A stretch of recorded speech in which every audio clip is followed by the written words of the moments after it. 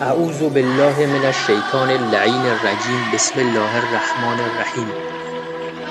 آیا دوست دارید که هیچ فقیر و گرسنه و عریان و مقروض و ستم دیده و اسیر و بیماری در روی کره زمین نباشه و هیچ جنگ و ظلمی در جهان نباشه و هیچ گمراه و گمراه کننده و مستضعف و کافر و ناصبی در دنیا نباشه و ریشه فقر و تبعیض و ظلم و بیماری و فساد و انحراف و گناه از روی کره زمین برچیده بشه و بالاتر از همه اینها کره زمین تبدیل به بهشت بشه؟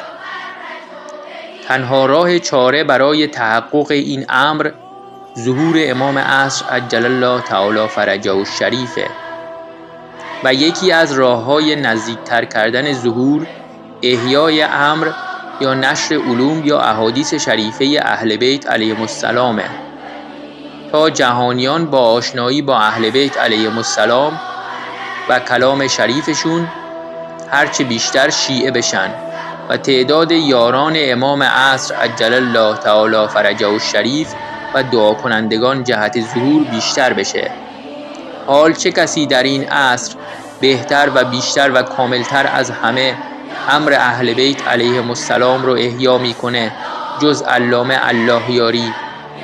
پس کمک به علامه الله یاری یعنی کمک به امام عصر عجل الله تعالی فرجه الشریف و نزدیکتر کردن ظهور. تا حالا بهش کمک کردی؟